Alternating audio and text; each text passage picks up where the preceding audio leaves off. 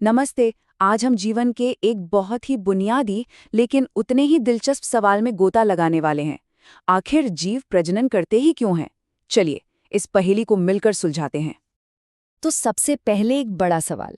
देखिए, जिंदा रहने के लिए खाना जरूरी है, सांस लेना जरूरी है, लेकिन प्रजनन वो तो किसी एक जीव के लिए जरूरी नहीं है ना? तो फिर इसकी जरूरत ही क्या है?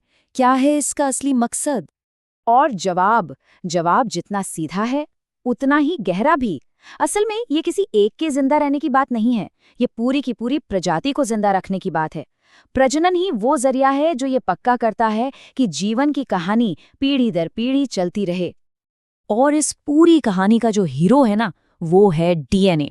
इसको आप एक तरह का ब्लूप्रिंट या समझिए एक रेसिपी बुक मान सकते हैं। यही वो कोड है जो तय करता है कि कोई जीव कैसा बनेगा, कैसा दिखेगा, कैसे काम करेगा। तो अब बात आती है प्रजनन की। तो इसका सबसे पहला, सबसे बुनियादी स्टेप क्या होगा? बिल्कुल सही, इसी डीएनए ब्लूप्रिंट की एक कॉपी तैयार करना। होता यह है कि एक सेल यानी कोशिका सबसे पहले अपने अंदर मौजूद डीएनए की एक डुप्लीकेट कॉपी बनाती है, और जैसे ही ये कॉपी तैयार होती है, वो खुद को बीच से दो हिस्सों में बांट लेती है।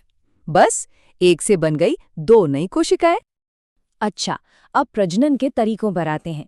सबसे पहले बात करते हैं सबसे सीधे साधे तरीके की, जिसमें सिर्फ एक ही पेरेंट की जरूरत होती है। इसे कहते हैं अलैंगिक प्रजनन या एसेक्सुअल रिप्रोडक्शन। अब इसके भी कई अलग अलग तरीके हैं, जैसे कि फिशन, फ्रेगमेंटेशन, बडिंग, लेकिन इन सब में एक बात कॉमन है, शुरुआत हमेशा एक ही पेरेंट से होती है।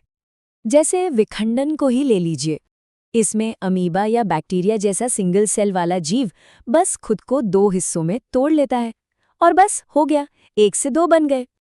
मुकुलन या बडिंग भी कुछ ऐसा ही है।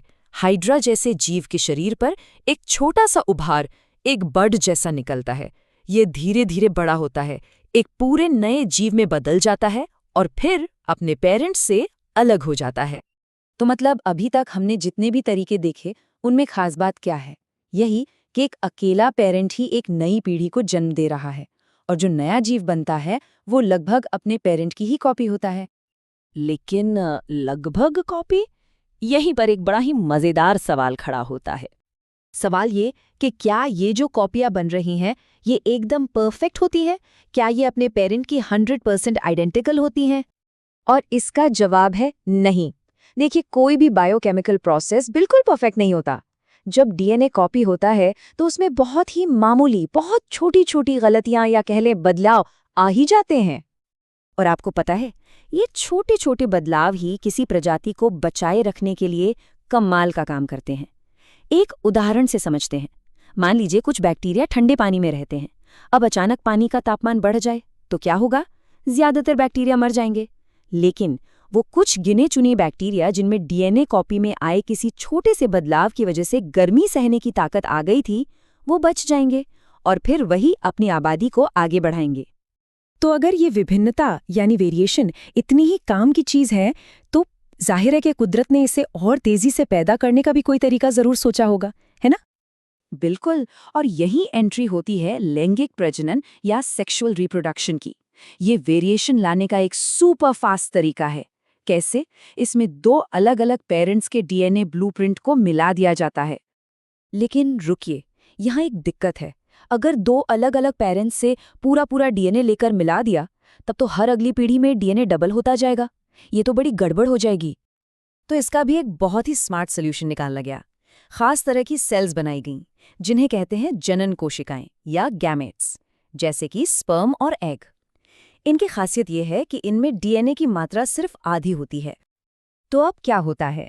जब दो ऐसी आधी डीएनए वाली सेल्स आपस में मिलती हैं, तो डीएनए की मात्रा फिर से नॉर्मल हो जाती है, और जो नया जीव बनता है, उसका डीएनए ब्लूप्रिंट दोनों पेरेंट्स का एक एकदम नया और अनोखा मिक्सचर होता है।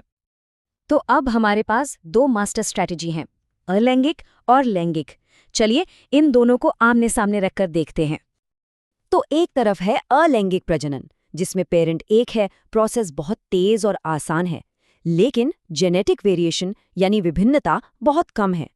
दूसरी तरफ है लैंगिक प्रजनन, जिसमें 2 पेरेंट्स लगते हैं, प्रोसेस धीमा और थोड़ा कॉम्प्लेक्स है, लेकिन इसका नतीजा बहुत ज्यादा जेनेटिक वेरिएशन।